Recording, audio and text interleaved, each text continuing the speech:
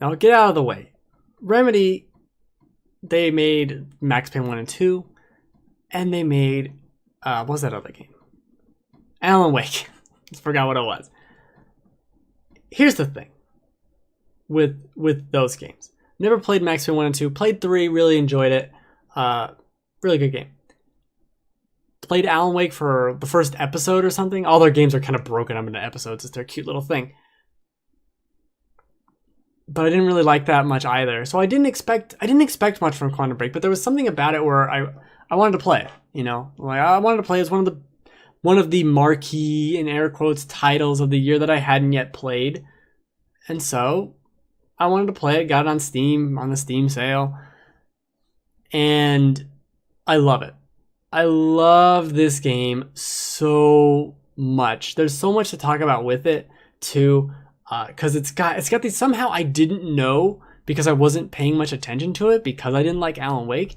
I had no idea it's a time travel plot. No idea at all. But it's all about time travel and people going back and like doing things, and if time is a line, or it's like, is it predestined, or all these things. Like there's moments in this game where I was reading a journal entry, and I sat there. It's a lengthy journal entry too. It'll take you 5-10 minutes to read it. Like it's a lengthy entry, and I sat there for 15 minutes between reading it and thinking about it, just sitting there thinking about what it meant, what this journal entry about time travel and what these characters were doing meant. Incredible stuff. And it has something I wish fucking Fallout 4 had, which is the balls to tell its story. There'll be moments where you're fighting stuff, and then there'll be 20-30 minutes of like, now this is just plot. Like this is just look at notes and watch some cutscenes, and that's a glitch in the game. And just be in the story, be engrossed with it. And I loved that. I loved how it told the story and all the story bits. Granted, I didn't read every single line of text. Some of them are quite lengthy and ridiculous, but others gobbled it up like I'm reading a book. And I've said this in my list for the Game Fanatics. It's my number 3 game of the year, which is crazy. I wrote like, this is the closest I've had to a video game page turner in forever. I wasn't expecting it at all. Like, this is my gameplay of the first hour. You can tell it's me playing because I like look at the walls and I just try to see what's around every corner for no goddamn reason. But by the end of this, I was blown away. I went into it going like, I don't know, it's Quantum Break, who cares? And by the end of it, I'm like, holy shit, this is something incredible. This is really something that like I was blown away by. Let's skip ahead to where the gunplay starts. Here we go.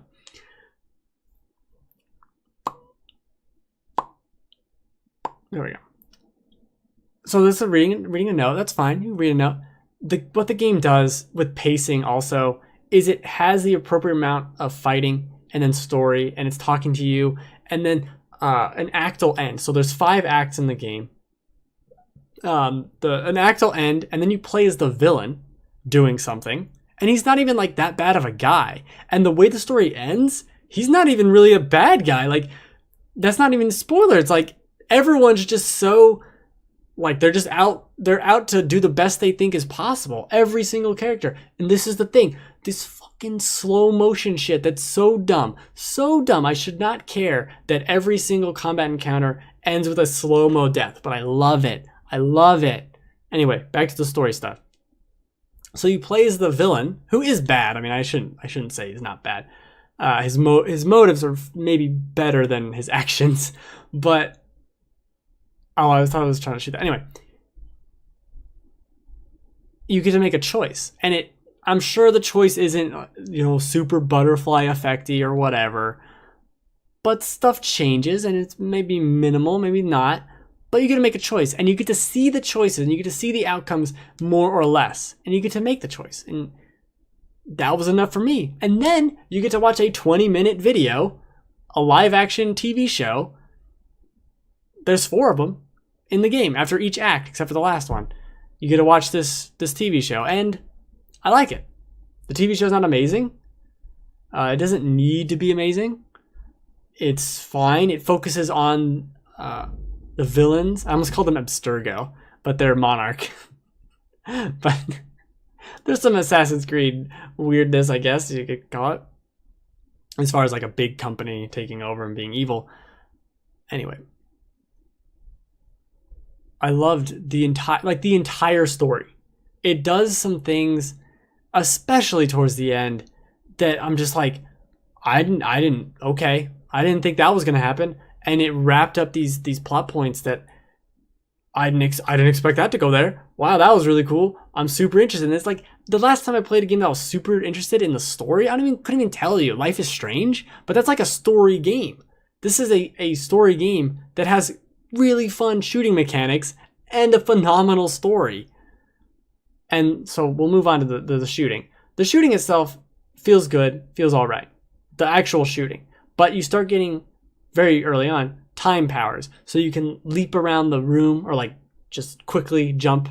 Not jump, it's like a horizontal dash around. You can throw like a time grenade type of deal. It blows up in time. And you can do stuff where there's another thing where it like casts an orb around them and it slows down time or stops time there around an enemy. And then you could shoot a bunch of bullets into it. They kind of stuck into it. And then when it collapses, they all hit him. And it just goes flying with blood everywhere. There's a couple other powers too. The bottom line is using all of them and waiting, like seeing their cooldowns and trying to mix and match. And like, I'm going to jump over here. And then I'm going to shoot this guy. And if I throw this thing at that, and if I throw that and I brought my shield here, and you're thinking this whole strategy, and it's so much fun to do. And the thing is, there's just enough, maybe not enough. There's just barely enough combat encounters in the game. There really aren't a ton. There'll be an entire hour towards the end of the game where you don't shoot anyone. And it's awesome. It's incredible because of the story. But you're playing this, and that's my biggest complaint. I wanted more, not because it was like this is too short. I wish there was more, but because it was so much fun to do, and it was so much fun to be in this world and keep learning things about it and seeing what these characters, what they were doing and why and what's happening and the next combat encounter, like what's that going to be like? Oh, that was so incredible. There's stuff where time starts breaking and this boat's crashing into things, and it's kind of like rewinding and going back and forth as you're playing. And there's another thing. Oh, this happened towards the end, but it's not a spoiler at all. Where I blew up a car. And because of how time worked, the car kept it blew up and killed someone, and then it rewound itself.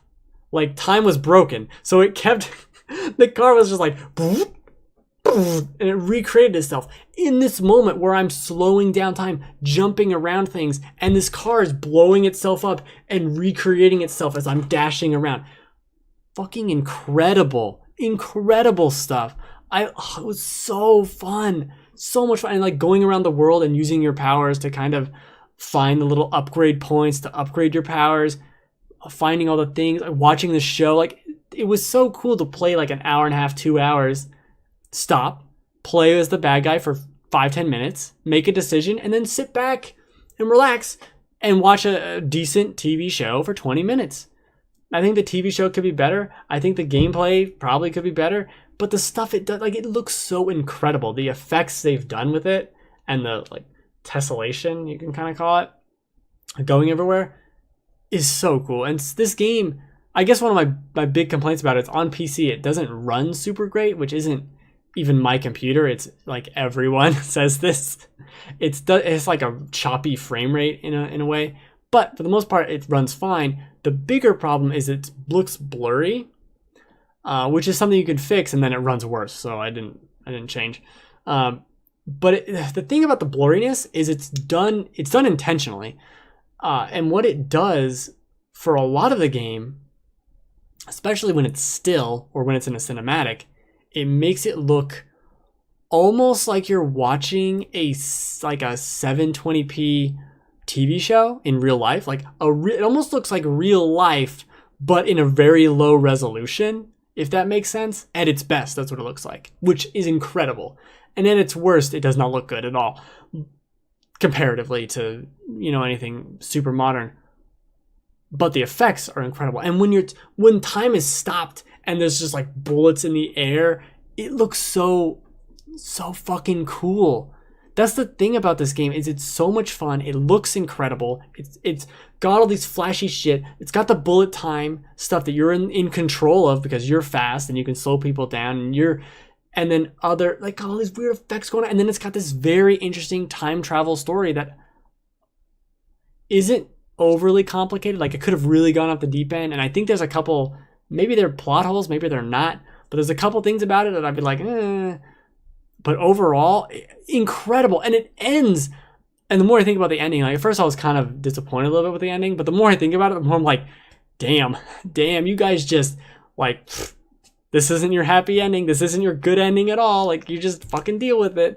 And not saying, like, everyone dies and whatever, but it is not a typical ending if you start looking into it and seeing what happened and what characters are there and what they're doing at the end game and what other stuff has happened, because you already know the future because you've seen some of it and you've seen the past and you've seen, like, cause not necessarily directly, but through other time travelers and through other things. Like, it's not even a spoilers because the guy at the very beginning of the game time travels and meets himself. It's in the first 15 minutes of the game, which is actually a plot hole. I'm confused as to when he went back, but so fucking cool. So good. I don't even know why I like this game so much. It's so good. This is easily one of my favorite games of the year. Love it. And it sucks because I'm doing Game of the Year next week, and I'm just going to have to talk about this game again and say basically the same things. But it's great. Quantum Break, Quantum Great. I think that should have been the slogan. I think, and that's what disappoints me the most about this is I've seen this on no one's Game of the Year list. Completely just whoop, gone. I loved it. So I gotta shout it from the room I'm in. It's not, I don't have a roof to go on. There is a roof. There was a roof up there, but I'm not. This game's so good. So fucking good. I think I die here because I'm fucking stupid. But so good. So good. Incredible. All right. That's the show. Merry Christmas. Christmas is over. Do this every Friday, 3 p.m. Pacific time, twitch.tv/thegamefanatics. I stream my own channel, Super Mario Maker, Saturday, Sunday, at about 5 to 6 Pacific time for a couple hours. And then on Wednesday, I'm starting a midday stream doing anything, everything, whatever. Oh, this is how I died. I shot that car. Yeah, don't shoot the car point blank and expect to live. Fun fact, cars blow up. All right. Happy New Year.